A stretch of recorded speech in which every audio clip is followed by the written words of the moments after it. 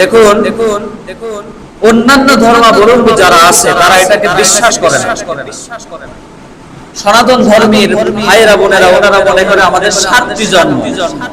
প্রথম জন্ম কোনো পশু পাখি, দ্বিতীয় জন্ম মানুষ, তৃতীয় জন্ম আবার কোনো পশু পাখি। এদের ভিতরে আবার ক্যাটাগরি হলো, যদি কেউ ভালো আমল করে দুনিয়াতে ওদের মারা যাওয়ার পরে তাহলে সে প্রজাপতি হয়ে জন্ম নেবে। ওদের প্রথা, ওদের ক্যাটাগরি যে ওরা বেঁচে থাকাকালীন যদি বেশি বেশি পূজা করতে পারে, বেশি বেশি ওদের ধর্মের উৎসব পালন করতে পারে, সংস্কৃতি গুলো তুলে ধরতে পারে, তাহলে সওয়াবের কাজ করবে এবং মরার পরে প্রজাপতি হয়ে জন্ম নেবে। মরার পরে পুজো বাজায় গিরা দেখে প্রজাপতি হবে। আর যদি বেশি পাপ করে বেড়ায় তাহলে মরার পরে কুকুর হয়ে জন্ম নেবে। এটা হলো তাদের কথা।